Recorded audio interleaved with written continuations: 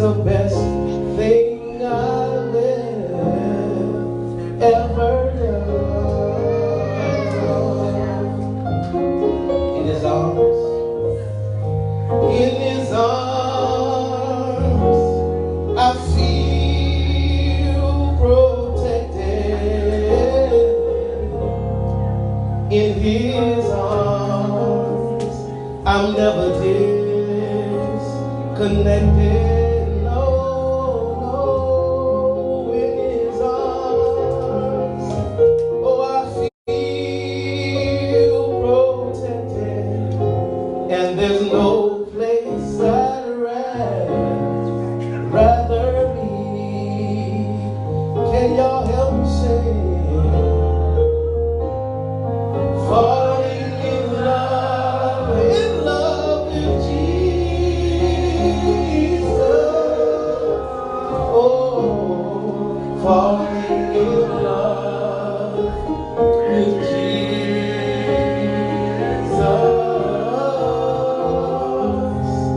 Falling in love with Jesus. The best thing is the best thing I've ever done. Thank you, sir. So this evening I want to begin our program talking about I'm living my best life. And that's the theme for the week. I'm living my best life. Now that the young people are in here, this morning I asked some of the young people if you knew a particular song, and all of you all pretended like you didn't know it. So I'm going to try this again. How many of you young people have ever heard of the song Smile? All right? Some have heard of it. I even hear some older folks say that they've heard of it. And the line of the song says, I'm living my best life. Y'all never heard that song? Okay, well, that's good. If y'all know it, then this is a room full of born-again, saved, Holy Ghost-filled, sanctified Christians. Yeah. So there's another song by Trey Songz and Drake. And they sang this song, I Just Want to Be Successful. Y'all heard that one? No, that's good. That's a good thing. I'm the only heathen in the room. But they sang this song, I Just Want to Be Successful. And the line of the song says, just give me the money, the clothes, the cars, and something else that I can't say in church. And then he said, I just want to be successful. And both of the songs paint success and life in a very interesting and materialistic manner. And so, in other words, I'm living my best life, and you listen to the song Smile, he begins to talk about what his best life is. And I promise you, his definition of his best life is not our definition, or at least hopefully it's not our definition of what best life is. But I want to get into that this evening. So I want to ask if there's anybody brave enough to just stand and tell me what you think your best life is. What does it mean to live your best life? Now this is if you're 35 years old and under. That's what I'm talking to. 35 and under. All right? If you're 35 and older, just hold on to it. Next time. Any young person who's 35, that's what they say youth is, 35. Now I'm still youth, but I'm north of 35. By a year or two, I'm this way, 35 or 36 years old. Yes, ma'am. Okay, living my best life is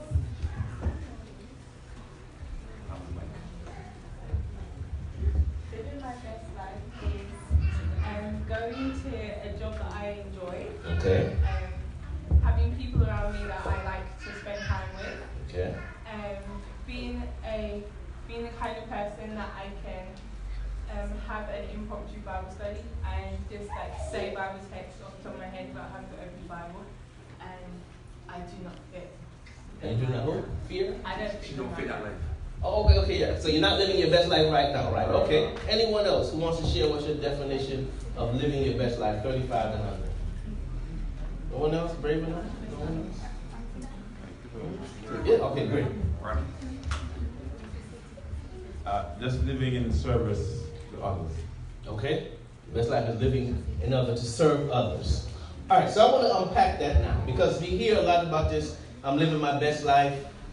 Be it living next level, level up, all these new notions and context. So what does it mean to live out of the Bible for some context? Ecclesiastes chapter 2, verse 11. Those who have your Bible or you have it on your phone, your copy of the Word. That's fine, King James, fine. King James Version says, "Then I looked on all the works that my hands have wrought, and on the labor that I have labored to do, and behold, all was vanity and vexation of spirit, and there was no profit under the sun." All right. Okay, so now, in the Message Bible, listen to how it puts it. It says, then I took a good look at everything I'd done. Looked at all of the sweat, the hard work. But when I looked, I saw nothing but smoke. Smoke and spitting in the wind. There was nothing to any of it, nothing. And I want to caution us right here, right now, to be very careful of what your definition of your best life is. Because for many of us, as the young lady said, she wanted to make sure she had a good job. You said a good job, right? Make sure she had time. She spent time around people she enjoyed being around. And then, of course, she wanted to have a good grasp of the Bible and biblical knowledge. And that last one, of course, is especially good. But sometimes our definition of best life is based on what we have. So for some people, if they can get a certain type of car, they believe that they're living their best life. So, give you an example. I knew a gentleman who had a vehicle. He had a nice car. I thought was a really nice car. And the car was paid for. He had no payments on it. So he had a nice vehicle that looked good and everything. But guess what? As far as he was concerned, he was not living his best life because he was driving a Honda and he wanted a BMW. Well, he went after it. He worked hard. He worked so hard, he put church aside. He put everything aside in order to make money. And guess what? He made the money, and he got him a BMW. Now, when he got the BMW, you know what he thought he was living? His best life. Because now he has a good job and a BMW. But you know what happened to him? Flying down the highway in that brand new BMW. Got into a head-on collision. BMW gone. And now what's worse? He can't work because he's disabled. So he goes from living his best life to now he is disabled, no vehicle, no job, nothing. See, the problem was his definition of best life was materials. And as far as he could get things, he figured he was doing good. And we have to be careful because sometimes, young people, we define ourselves based on what we have. Now, here's the problem with defining yourself on what you have. So, I'll give you a perfect example. When I grew up, my first pair of Nikes, I got them when I was an adult, married. My wife was there with me. Went to Orlando, and we were at an outlet, and they were like, buy yourself a pair of shoes. And I bought a Nike. That was the first one I ever got. And I got it at the Nike outlet, and I promise you, I didn't pay more than $50 for it. Right? Because for me, what I was wearing on my feet never really mattered. When I was in high school, you know what they used to laugh and say to me? They would call my shoes Dunkanuts. Y'all ever heard of Dunkanuts? No, right? It didn't exist. Because my shoe, you couldn't tell where it came from. Had no symbol on it, on what I was wearing on my body. If I defined myself that way, I was in trouble because my mom wasn't going to buy it. And so what will happen sometimes is we start to define ourselves based on how we look. When I got married, Edwin, I'm sorry to do this to you, but just stand up real quick. Just stand up real quick. When I got married, that's how I looked, basically. I might have had a little more fat on me. But that's how I looked when I got married, man. I was slim, I was trim, I was dangerous. Life has not been kind. And almost 100 pounds later, right? If my value was based on how I looked on the outside, I'd be in trouble, young people. I'd be doing like you see all these people starving themselves to death, killing themselves, trying to get back to looking like how I'm never going to look. But your definition of who you are as a person, your best life, can't be based on what's outside because the outside can always get messed up. Young ladies, right now, y'all look wonderful and you're in the mirror. And guess what? You just keep on living a little while. Keep eating all them sweet cereal and all that stuff. And what you're now prizing and you think is the greatest thing on this earth, one day you'll look a little different. And if gravity take over, and you're going to look a little different. If your value is based on how you look on the outside, that's going to start to mess with your head. It starts to mess with men too, men. I mean, you're laughing, but, when you're young and the testosterone is pumping and you go in the gym and you look real good. But when you cross 40, and testosterone levels start dropping, you can be in the gym all you want. And the muscle don't come on like it used to. You're not as slim and handsome as you used to be. If your value from now is only based on how you look, when that time comes, and you just keep on living, it's going to come. What happens to us now? Can we not live our best life anymore? Are we now relegated to living some subpar life? Our best life is not based on what we have, because listen to what the text said. This is Solomon talking, and he said, this is Solomon now. Anybody know who Solomon was? Mm-hmm. Who was Solomon? Wasn't he a king? Right? Right? Solomon was a king. And he looks at everything and he says, I took a good look at everything I had done. You're talking about a king. Huh? King Solomon. He says, I looked at everything that I had done. All of the sweat and the hard work. But when I looked, he said, I saw nothing but smoke and spitting in the wind. There was nothing to any of it, nothing. And this is what I want to get across to you tonight, young people. We cannot put all of our value on what we have, because things come and things go. When you go to work, and if you haven't worked yet and haven't had to pay your own bills, and I'm not talking about you working and living in your mama's house or your daddy's house, I mean working out on your own. For those who are out working on your own, you know by the time the money comes in, it's already spent. You got this bill and that bill, and there's a little something left over, and then your kid comes and they need something for school. And you thought I had $10 this month. $10 is gone. Because so-and-so needed a calculator. I bought you a calculator. What happened to it? I didn't like it. Or I left it in the drawer at school. Right? But as life happens to you, you'll realize money cannot define you, because if money defines you, you'll be in trouble. That is why when the stock market crashed the last time in the U.S. in 2008 and 9, you had people killing themselves. Killing themselves. Because their value, everything they have, is based on what they have in their pocket. And now here's the question. So if my value shouldn't be based on how I look, or what's in my pocket, or what I wear, then preacher, what should my value be based on? Well, I'm glad you asked the question. Thought you'd never ask. What our value should be based on is not what we have, it's whose we are. And listen to this carefully. When you place your value on the fact that you're a child of God, when things go bad in your life, you don't consider hanging yourself from a tree. So let me give you a story. There was a young man in West Palm Beach, Florida. I knew the young man one Friday evening while his parents were downstairs having evening worship. Talk about a young man who grew up in the church, went to Adventist school. So listen to me carefully. Parents downstairs having worship, he asked if he could be excused to go use the bathroom. He goes upstairs and they don't see him for a long time. So they send the little brother to go upstairs and find him. Brother, tell him, get that down here. The little brother goes upstairs and finds him hanging from the ceiling. Jeez. His parents are downstairs having worship. Singing from the hymnal. Reading from the Bible. And their son is upstairs hanging from the ceiling. When they went back now and they're reading through all of these things and trying to figure out what happened, they find all of these text messages where he's being bullied almost to death at schools. And while his parents are singing from the hymnal and reading the Bible, he's upstairs hanging. Now, I'm not criticizing his parents for reading the Bible or singing songs, but the problem is his parents had not spent time with him.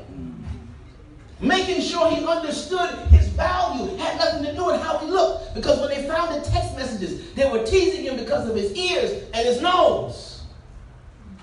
They were teasing him how he dressed because they didn't have money to have nice shoes and fancy clothes. And so they were harassing him over and over and over, and it got so bad in his text messages, he said, I wish I could just die.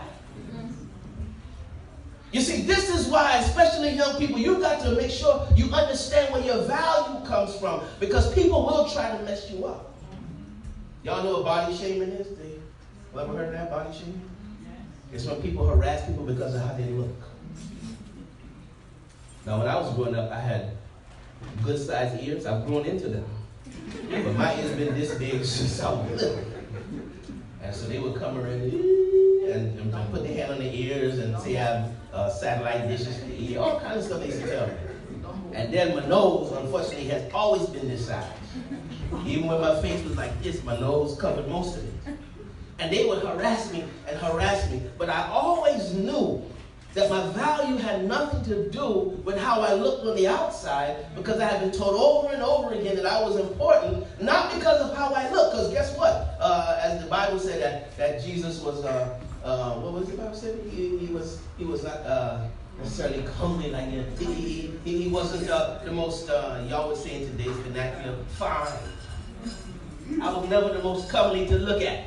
Big ears and a big nose. But I was always taught that my value came with the fact that God loved me so much that he was willing to come and die for me. And that always would ring in my ears, even when they were teasing me about my dunks.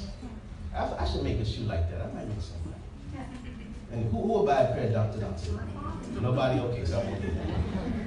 But even when they were harassing me about my dunks, it didn't bother me. Why? Because I knew that shoes didn't mean anything. Because a lot of my friends who had on Nikes, you know where they are now? Nobody knows.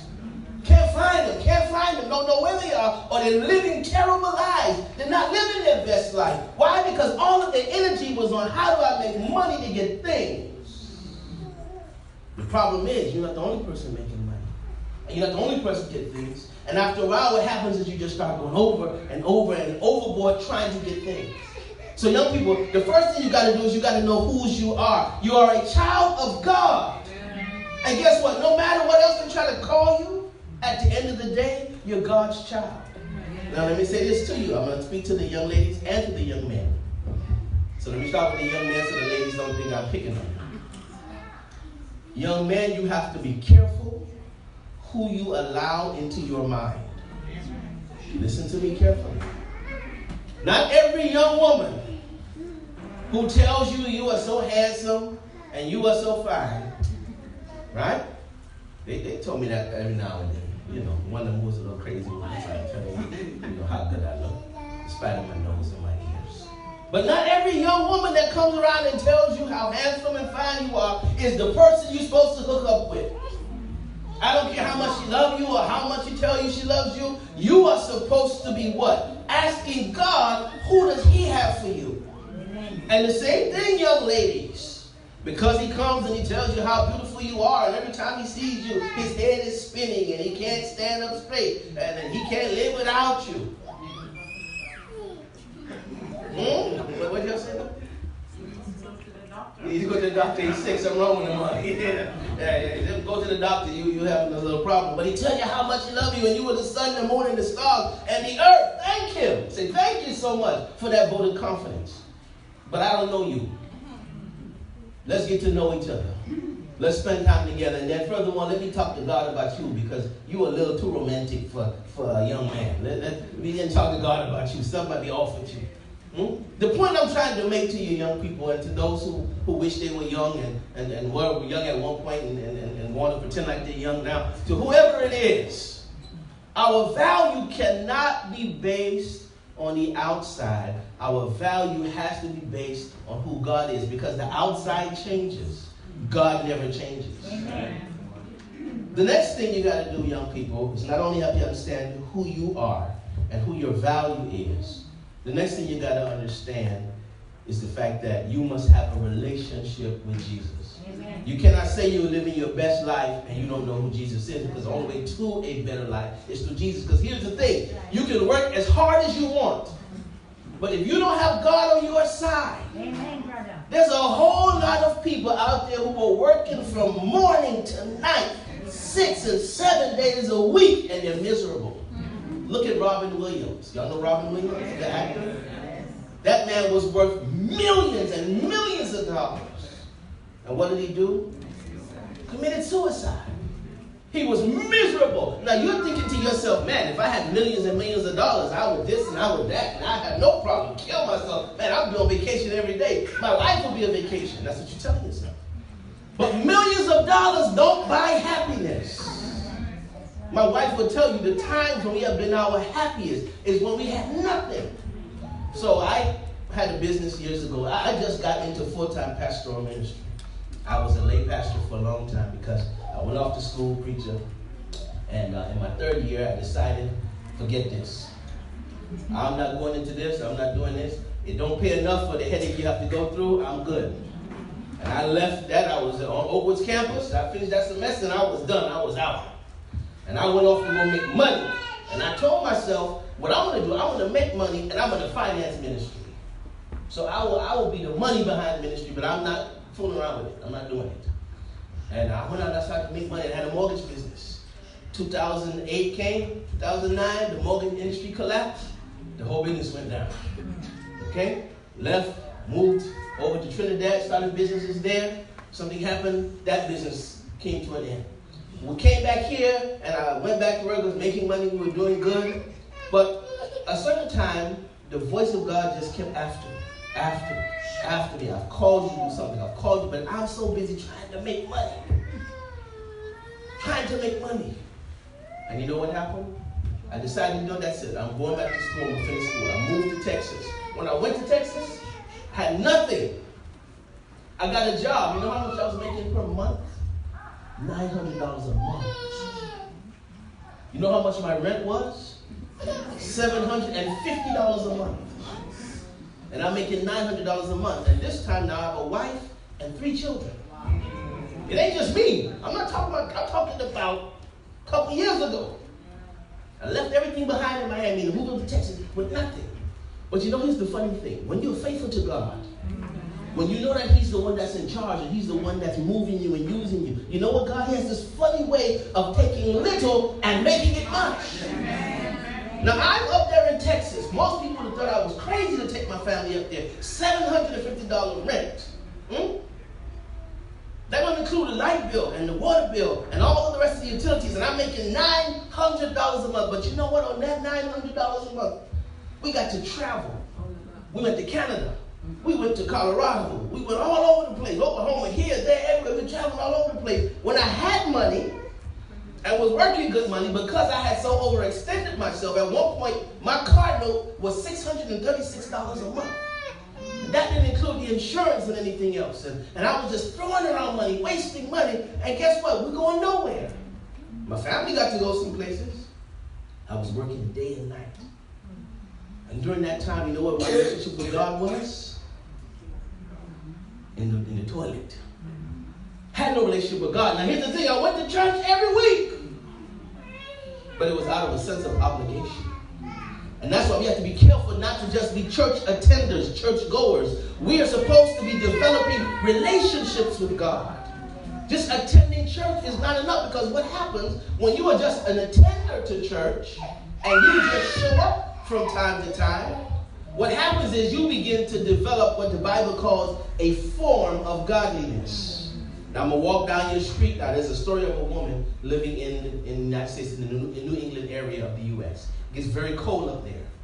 And this one winter, this woman, now she was a wealthy woman. She had a big house, and so she had people come and cut the grass, paint the house from time to time. So the house always looked real nice. This one particular winter, it got real cold. It's freezing. And you know when it gets real cold and you don't run the water in the pipes, they burst. And so it got real cold and the pipe burst in the house. And so now as things begin to thaw off, the water is now running out from the house. The mailman came to deliver the mail. He sees the water coming out from under the house. He calls the fire department. The fire department comes out, and they now realize they can't enter the house. They call the police. The police come, and the police decide they have to break in the door to see what's going on, to try to fix the house. Now, the woman had not been seen in a long time. This was an older woman, but she was wealthy, so the house was always well kept. The police break down the door, and as soon as they break down the door, their noses were met with a malodorous funk. They followed that scent right to the master bedroom. where they found the decaying body of this woman. The autopsy later revealed she had been dead for 3 weeks. Now watch this. On the outside of the house, everything looked good. It was well painted, the grass had been cut, the outside looked good, but on the inside, something had died. On the outside, many times we make it look real good and we put on makeup. And we put on nice clothes. And we come to church and the outside looks real good, but on the inside, something has died. We make it look real good. We wear the mask and we make it look real pretty. And we pretend like everything is great for us. And we come to church, you know how we do? Happy Sabbath. And we smile real big, yeah, happy Sabbath. And on the inside, you're dying. And the thing is, we got to start to come into a relationship with Jesus, because what will happen is we'll pretend so much. Listen to me carefully. We'll pretend so much that after a while we'll really start to believe that we're righteous. And inside you're dead, on the outside you look great. One more story and I'll let you go. There was this woman, I always like to tell this story. There was this woman and she was real good in the house. So she used to wash her clothes by hand and everything, man. The clothes looked so good, and so she'd wash her clothes and put them out on the line, and the whites would be so beautiful and gleaming in the sun, and she just loved how her clothes would look. And every day she'd go in the house, and while she's washing her dishes, she'd look out at the neighbor's yard, and the neighbor would put her clothes out, and the clothes would be kind of dingy. The whites wouldn't be so white, they'd be more creamish color. And the dark clothes all faded, and she would just say, oh my goodness, what kind of woman is that? She can't even wash clothes. She said, if she washed clothes like that, I can't imagine how she must cook. And she would criticize this woman, and every day she'd wash her clothes and put them out, and she'd be so proud. One day she fell behind in her chores. She was late leaving the market because somebody in the market had stopped her to talk, so she was late getting back home to wash her clothes and do what she had to do. So while she was on her way back home, she looked over in the neighbor's yard. Now usually, she has already put her clothes out and gone back in when the neighbor puts her clothes out. But this time the neighbor's clothes are already out. And the problem is the neighbor's clothes were shining and gleaming. She said, what? She finally figured out how to wash clothes. Oh man, she went in the house and she's rushing. She went in the house, put down the stuff, and she's at the sink getting things ready. She looks out the window and the clothes are dingy and dirty. What? She runs outside, she opens the door, she looks across, and the neighbor's clothes are almost blinding her. They were so bright. She runs back in the house, she looks at the clothes are dingy. She runs back outside and she looks back at her window. And her window was dirty, full of dirt. The problem wasn't the neighbor's clothes, the problem was her windows. Do you know what our windows are? Our eyes. And the thing is, when we don't have a relationship with Jesus, we begin to see dirt everywhere we look. That's why sometimes you can look at your neighbor and see everything that's going wrong with them, and it's the same thing going wrong with you. You got some husbands critical of their wives because their wife is this and their wife is their wives critical of their husband, and they're doing the very same thing that they're critical of them. Because when you look through dirty windows, all you can see is dirt. But when you have a relationship with Jesus, he begins to clean up your life and clean up your windows so that as you look now, you don't see your brother's dirt. When you look out at your brother or sister now, all you see is the blood of Jesus that was shed for them. The same blood that was shed for you. And so if we're going to live our best life, we got to know whose we are, and then we have to start to develop a relationship with Jesus. And then my last point, I'll let you go. If we are going to live our best life, not only do we have to have a relationship with Jesus, not only do we have to know whose we are, we also must know who we are. Young people, you are a child of God. Jesus came and shed his blood and he died for each and every one of us. We were so important and so special that he came and he sacrificed his life for us. And not only that, not only are you a child of God, but you were created in his image. Now understand something, and I'm bringing it practical now. As people of color, you have a rich and special heritage and history. Too many times we've been led to believe that this complexion makes us inferior or less than. But if you get back to research and you understand who you are as a person, there will be a sense of pride in you, not because, oh, I'm better than anybody. It's not about being superior. It's about knowing your worth and your value. Understand something. When God bent down into the dust of the earth and formed man from the clay of the earth, when he formed us and he made us, science tells us, now this is not Andre's theory, science tells us that the original man looked like you and looked like me. Don't get mad at me. That's what science says. Science says that from our genetic makeup, the gene that creates the type of melanin that we have in our skin is a dominant gene. That's what scientists say. And so that dominant gene, of course, you know, a recessive gene cannot come from a dominant gene, right? I mean, a dominant gene cannot come from a recessive gene. So if our gene is the dominant gene, and it is the original gene, not right, or is not best, and what somebody else does is right and is best. We have to have value in who we are, because we have been created by God. We are his workmanship. We are the craft of his hand. And so because of it, we've got a whole lot of value. And there's a whole lot that is riding on us, because God wants to use us to finish this work. God wants to use us. Just take 2 seconds to think about your life. But God still, in spite of all, wants to use you to finish his work. I don't know about you, but that makes me pretty special. The fact that God can look beyond all of my faults and all of my shortcomings and still want to use me, Andre, of all people. See, I ain't been through nothing. If you live the life I live, you know what I'm talking about. But the fact that God still wants to use me in spite of me, well, you know what? That gives me a sense of purpose. That lets me know that I'm special and I'm important. And so as we're closing now, I just wanted to share that with you this evening. On tomorrow evening, we're going to be talking about, well, I entitled it, I Wish All Adventists Would Just Die.